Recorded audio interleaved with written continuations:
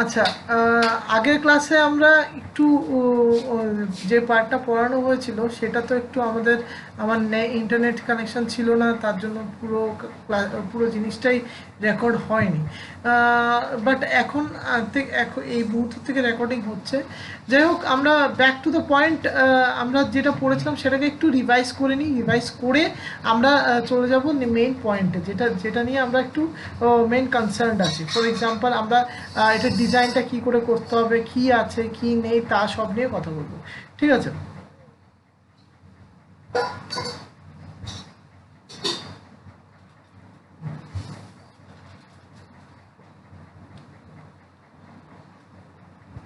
শোনা যাচ্ছে আমাকে? হ্যাঁ sir. Okay, fine.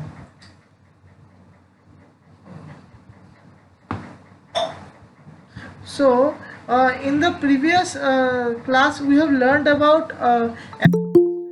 what are the allowable stresses and how to go for the allowable stresses, where we have seen that we know that allowable stress is nothing but is the for finding that we have to follow the formula of factor of safety. So I'm just briefing it now because since the video has not been recorded, it went off due to internet connection. So what will happen is that if I give you a briefing, then it will be good for you so that you could remember. So factor of safety, we know the formula of factor of safety, that it is maximum load by max load by working load. Now if I consider working load to be the allowable load, that means the maximum working load is nothing but is the maximum allowable load, or maximum load will be giving. So that's why we are considering as allowable load, such that we could get more margin of safety. So that will make a sense that will not apply a load beyond that limit. Fine. So what we can do, there are two types of thing to do. That we know that factor of safety is equals to max load by allowable load. So what would be the formula for allowable load? Allowable load equals to max load by factor of safety. Now what is the maximum load? We need to have a certain it should be it should not be it should be a stable thing. So that what should be the maximum load? The maximum load will be nothing but according to the graph, or the stress strain graph of ductile material or any material, what we say, brittle material, will be considering the yield stress, because until the yield stress we will be getting elastic zone. What happens in elastic zone, to preface it over here, elastic, let me preface elastic, just give me a sec, elastic.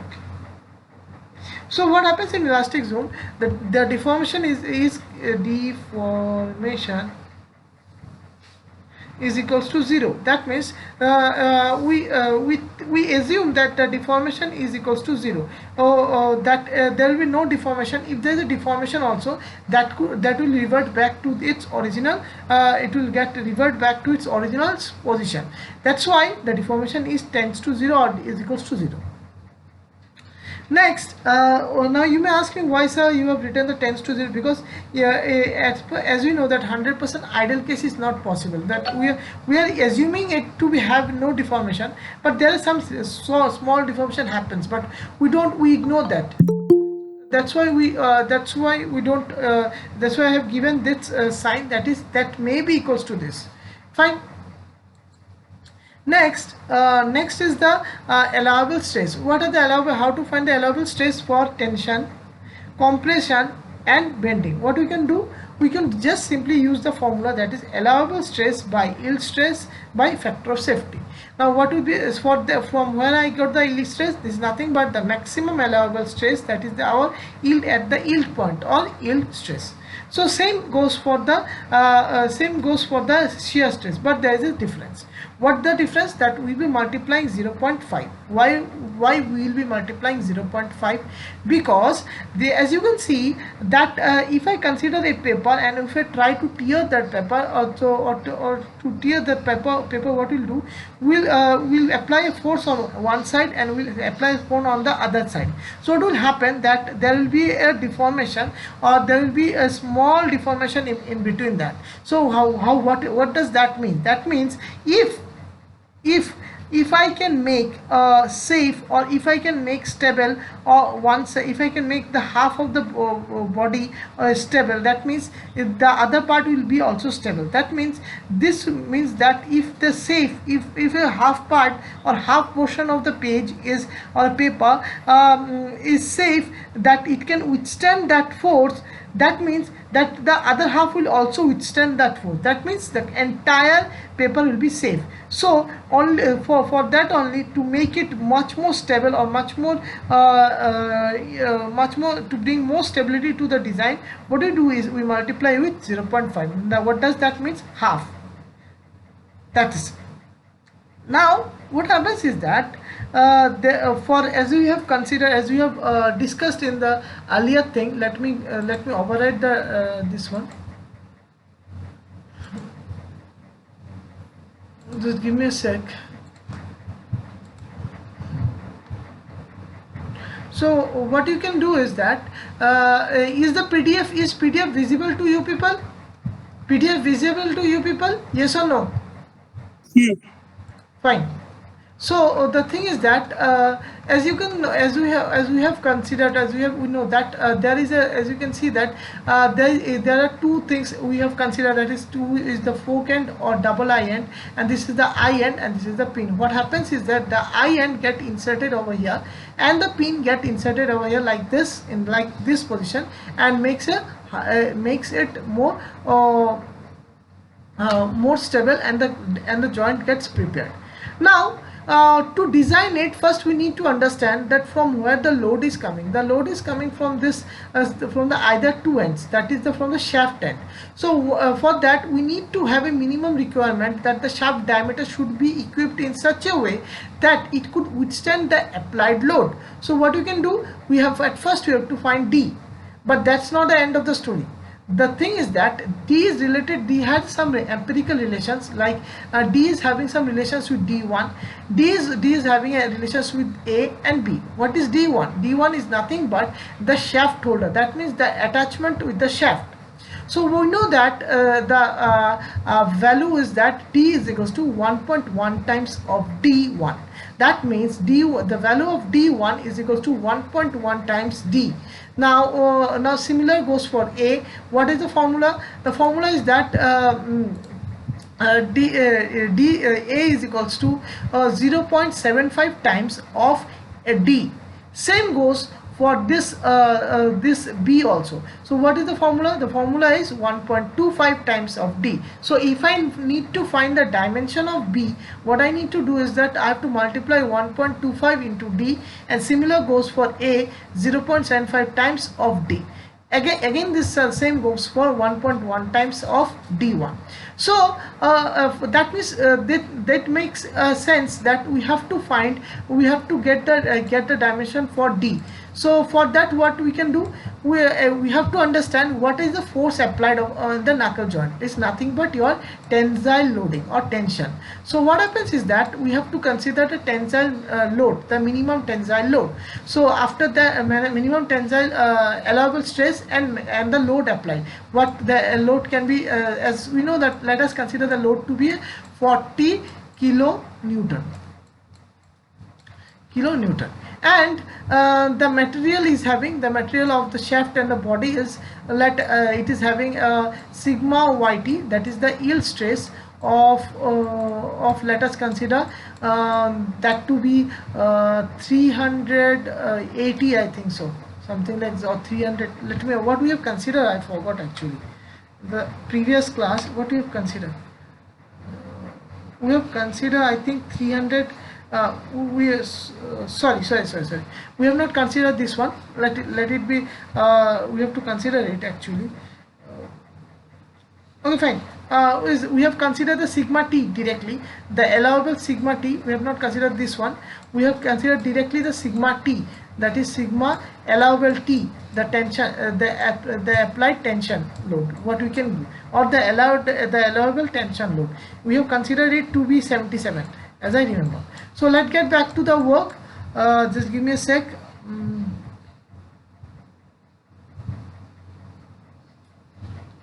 I need to override it.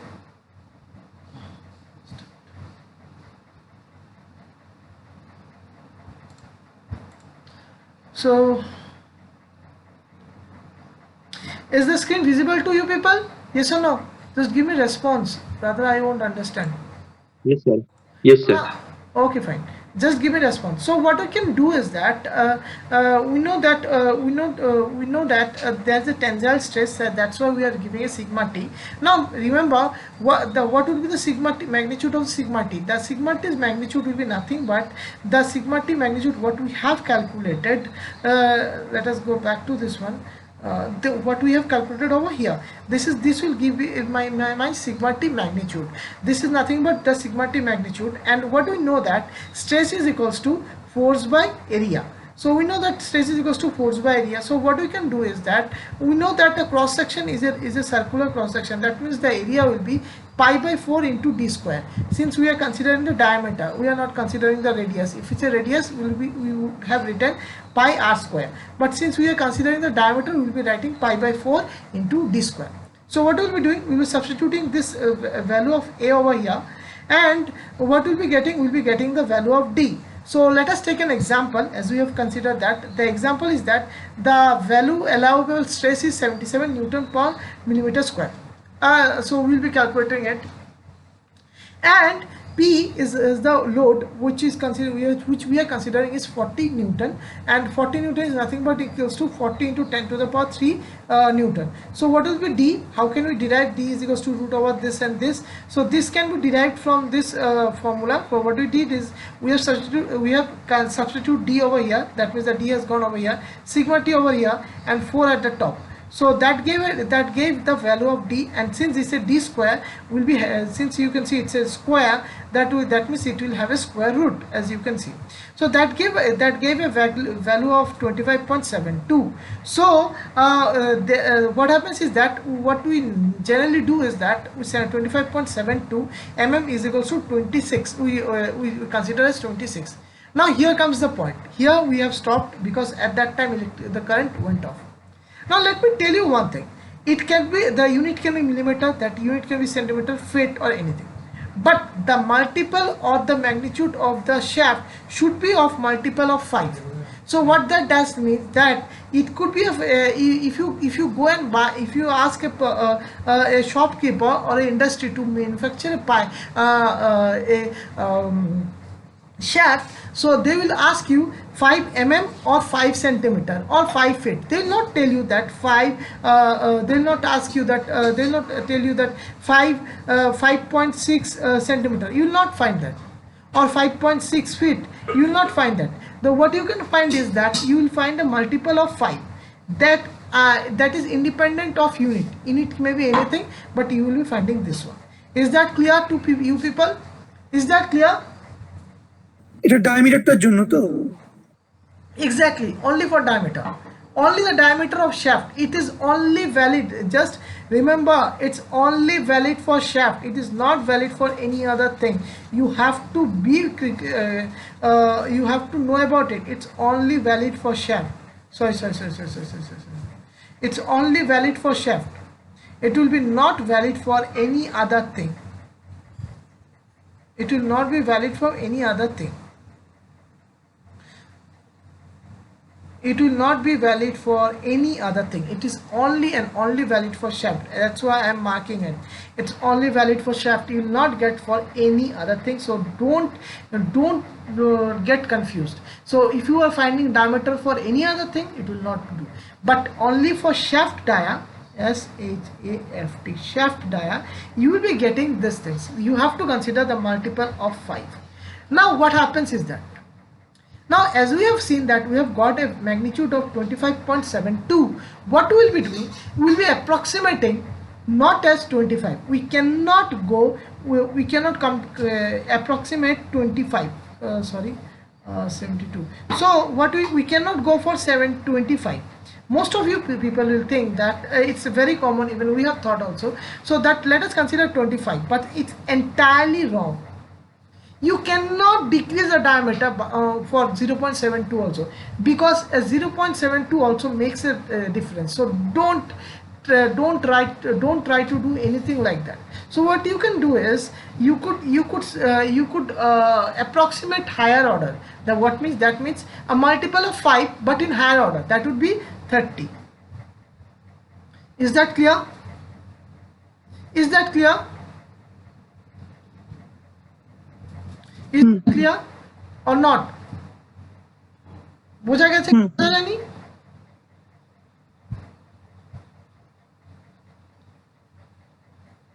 বুঝতে পেরেছো তোমরা? হ্যাঁ Fine. Now here comes one more problem that you may ask me, sir, লাস্টটা আরেকবার বলবেন? কোনটা কিন্তু বলবো? মাল্টিপ্লাই কি বললেন? কোনটা লাস্টের পার্টটা? একদম লাস্টের পার্টটা বললাম যে এখানে দেখতে পাচ্ছ 25.72 আছে, আমি এটাকে 25 নিতে পারবো না। কেন কি 0.72 also makes some difference. So what I can do is I could take a higher order, that is higher value or a higher value of from 25.72, but there is a star mark. I can take it, but the problem is that should be the multiple of 5. Understood? হ্যাঁ sir. মানে আমি higher value নিতে হবে, but it should be multiple of 5. Now here comes one thing. What about 21.02? That also I have to consider 25. Here may be 25 নেবো তো। হ্যাঁ একদম। এখন যদি 20, স্যার তাহলে এখানেও তো স্যার তাহলে ভ্যালু বেশি নিচ্ছে, এখানেও তো প্রবলেম হবে। কেন প্রবলেম হবে? তুমি ডায়ামিটারের ভ্যালুটা বাড়িয়ে নিচ্ছ, তাহলে তুমি আরো সেফটি দিচ্ছ। তুমি লক্ষ্য করো একটা, try to understand that 25 point, now this is a very good thing to understand that 25.72 can withstand a value of 77 point Newton per millimeter square, right? Is that clear? হ্যাঁ sir. So will 30 Newton per millimeter with 30 millimeter of diameter, it will have that amount of it can also 30 means it is higher than 25.72. That means it can also withstand the allowable stress, that is 77 Newton per millimeter. Correct or wrong? বুঝতে পেরেছো? বুঝতে পারোনি? Is it correct? হ্যাঁ sir. হ্যাঁ sir. That means if 25.72 cannot take, that means if this value can take, then 30 can obviously take it. That means it will be much more safety margin. That means I'll be getting more safety margin rather than this thing. Clear? Is that clear? হ্যাঁ sir. So what I can do is what I can do, what I was telling, that if it is 20.002, then also 25. If you are getting a value of 0.03, you may ask, sir, what shall I take it for? Just keep your eyes shut, just don't think anything, just don't think about anything, just go for 5. Understood? That means everything should be a multiple of 5. Is that clear to you people? So what you can do, I'm sorry, what you can do is that you have to do like this. Now as we have considered, as we have know that we know that D has some functions, relative functions, that is D1 and D1, D1, and it is a multiple of 1.1. and it is a multiple of 1.1. Next, what I am having is, let me take one more, that we have A that is having 0.25. Next, I am having B which is having 1.25. Sorry, I'm extremely sorry, it will not be 25, it will be 75. I'm always making this mistake. 75. Fine. So what I know from now, the value will be D's value will be 30.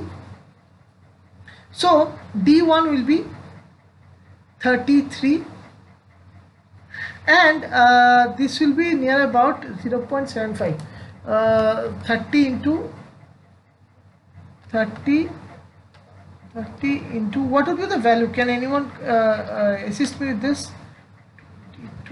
Just a second. This will be 22.5. So next for B, can anyone assist me? Next for B, can anyone assist me? 1.25 times of 30, that would be 37.5.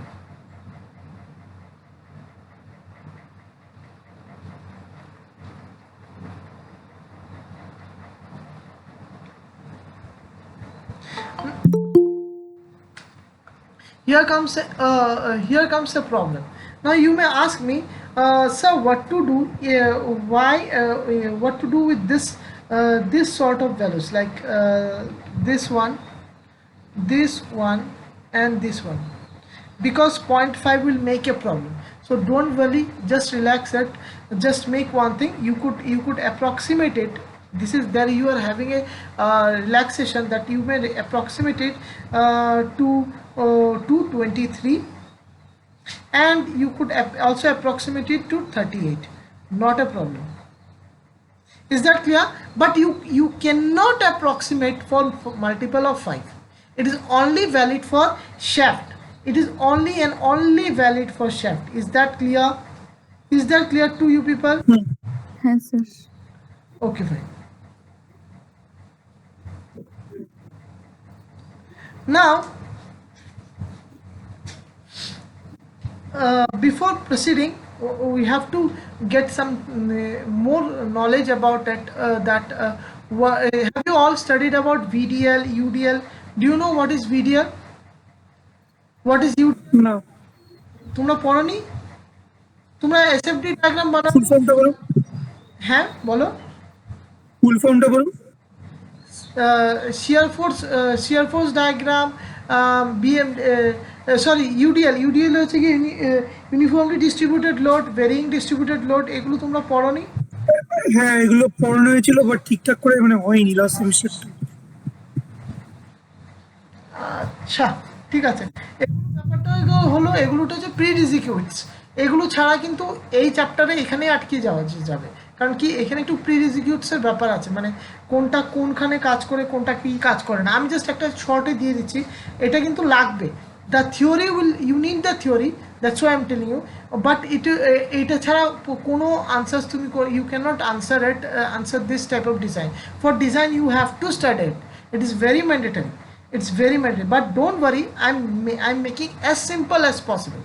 Now let me write this UDL. The full form is, as you know, uniformly distributed load. Fine. So what does that mean? Let us consider a beam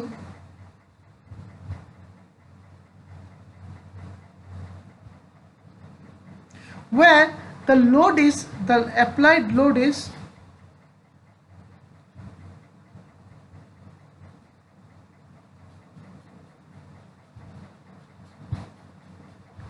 uniformly acting. That means everywhere you will be finding, let us consider the load to be x. That means for every arrow you will find x, x, x, x, x, x, x.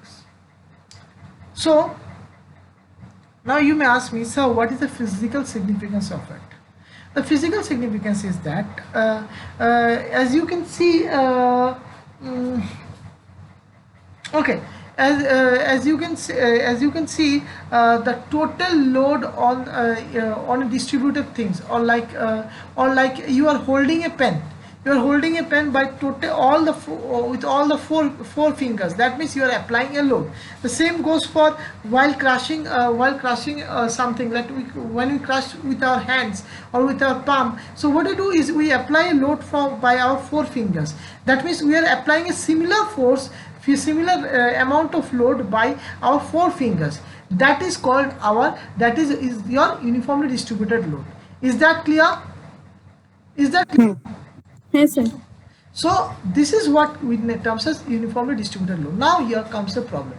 Now you may ask me, sir, just a second. Oh shit. Just give me a time.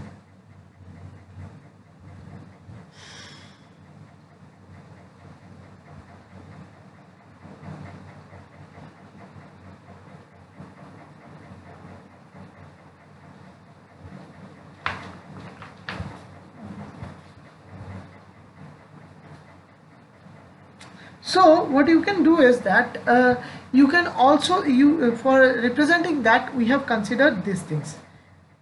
Fine. So consider this to be the finger, this to be the finger, this finger, this finger, this finger, this finger. This is a finger which are applying a load on a beam. That means a load is applied on the beam, but it is not easy to understand or calculate it. So mathematically we have make one shortcut, very shortcut. The shortcut is that we consider the total load applied is at the center. That means if it is L, if the length is L, let me delete it. If the length is L, that means the load will be applied over here, L by 2, L by 2. That means it will be nothing but a load will be considered as the total load. What we do is we write the sigma xl. So like this other thing to do, I'll be giving you in the other day. The thing is that there are a lot of things. What would be the bending, what would be the things. There are a lot of things goes beyond it. So I'm just giving you a short way out to understand it. So this is the shortest way I can give you an explanation. Okay. The thing is that if you get a uniformly distributed load, you have to consider in this manner. That means the total load, the total applied load, let me get this in another color. The total applied load is concentrated on the center. It is assumed to be concentrated at the center. Let me tell you one more thing. It is entirely an assumption. It's not as it goes over here. It is an assumption what we consider. Fine. Now next is the VDL. I'll show you why I'm telling you why it is very important to understand. Let's say VDL, that is varying distributed load. That means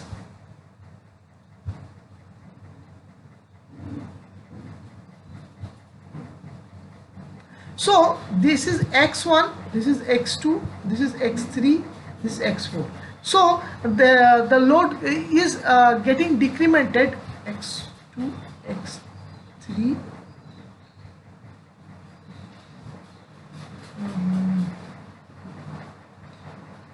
x3 and x4. So as you can see, the load gets decremented. The load is getting decremented from x1 is less than x4 is less than x3 is less than x2 is less than x1. So that means the load is not similar throughout the beam. Fine.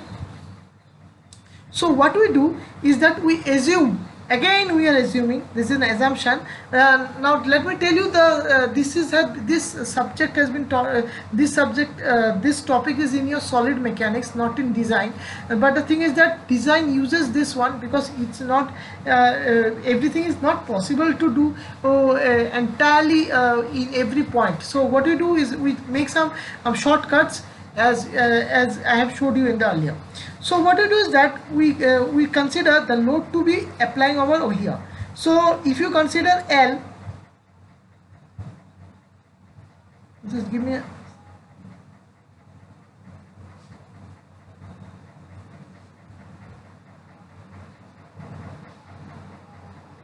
L. So what we do is that we know that this will be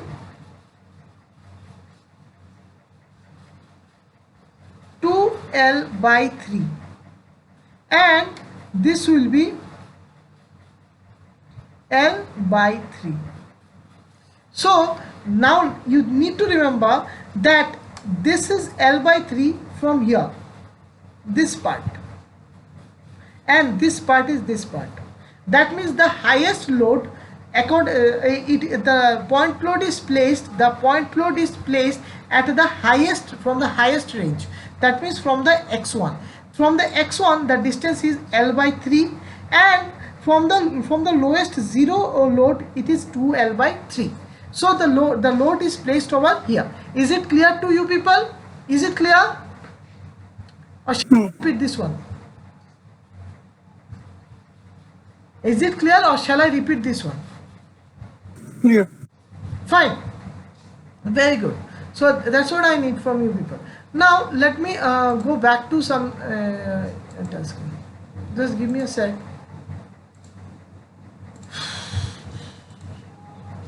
Okay. So as you can see, why I'm concerned about these things, because in the second step or in the next step we'll be going for finding the diameter of this one. So we'll be going to find the diameter of this one, d, small d. But the diameter, the thing is that the fact is that now you can see we see that this here we find uniformly distributed load. Fine. Why, I'll tell you. Because it's a descriptive one, and we get a varying distributed load over here. That means the load applied over here is higher, it is getting lower, as we go to the extreme end. Similarly for this one also.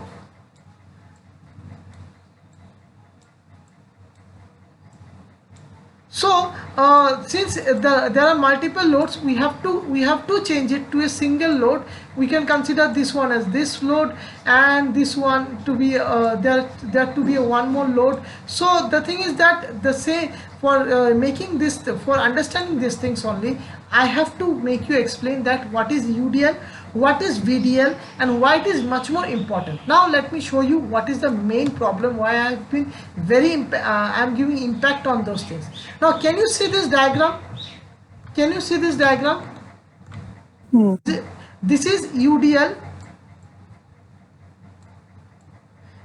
okay, and this is VDL, this is VDL. So what happens is that I'm getting very short.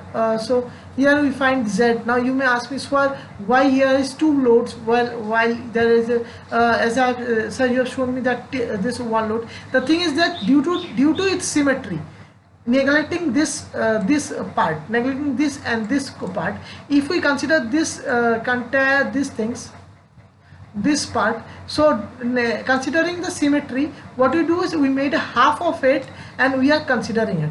So as you know that the load, this is also a point load, as I have shown you in the some minutes back.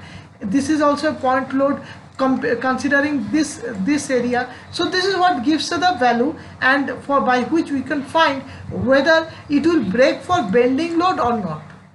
Am I clear? This gives a rough idea whether there will be a bending load, or for bending load it will break or not. Am I clear? Am I clear? Okay. হ্যাঁ sir Now আচ্ছা এটা uniformly ভেরিং কেন আসছে নিজের দুটো? নিচেরটা uniformly ভেরিং কেন আসছে? কারোর হাতে ইয়ে আছে, রিফিল আছে? রিফিল? হ্যাঁ,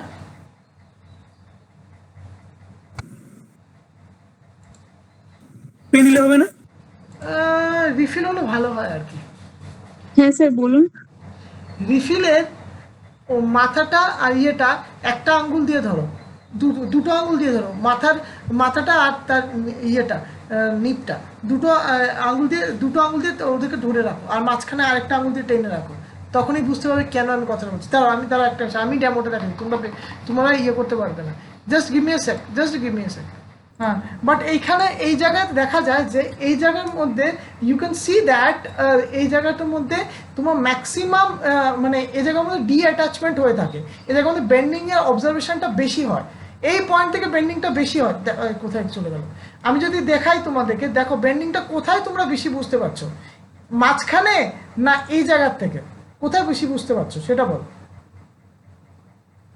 কোথায় বেশি বোঝা যাচ্ছে? Why you can find the maximum সাইডে sides গুলো। why it is so? Because the load is not uniform. The load is not uniform because you have an open end over here. This is called open end. Fine. So I'm very sorry for that, because in solid mechanics you should have studied about what are the beam deflections, and what for you can know that this is called an open end. So in open end, it is obvious, it is very very obvious that you will be finding a varying distributed load. What happens if you find a varying distributed load? That means there will be a bending deformation on one side. That is what happens. So is that clear, or more explanations? Is that clear? ঠিক আছে। Okay, fine. Next is next part in today's part. In next part we'll go for the design part. So where we'll be making with the models and everything. Fine. So let us start. Fine. Okay. Window, entire screen. Sir বলছি আর কতক্ষণ করাবেন আজকে? 4:15। কারণ কি আগের ইয়েটা তো করাতে পারিনি, এটা হচ্ছে গিয়ে স্যার আসলে বৃষ্টি স্টার্ট হয়ে গেছে, এবার যদি লোডশেডিং হয়ে যায় না হঠাৎ করে ওই জন্য। হলে পরে হলে একটা কোনো class অসুবিধা নেই, আমি বলছি হলে কোনো অসুবিধা নেই, পুরোটাই রেকর্ডিং থাকবে, আশা করছি রেকর্ডিং থাকবে, কারেন্ট যাবে না। তো এটা আমি তোমাদের অ্যাটেন্ডেন্সটা নিয়ে নেবো একটু পরেই, নিয়ে নেবো, তোমরা তখন দিয়ে দেবে, তারপরেই হবে। তোমার বাড়ি কোথায়? কারা কারা আমফানের ইয়েতে তালিকায় পড়ে গেছো? মানে আমফান না, sorry. In the previous class we have learnt about these things, array and everything, this part. Fine. So in today's class we'll learn about any other things like the how to make the objects more chamfer, or fillet, or etc. Fine. Just let us go for this. Let me give you an intro, because only for today. Just give me time.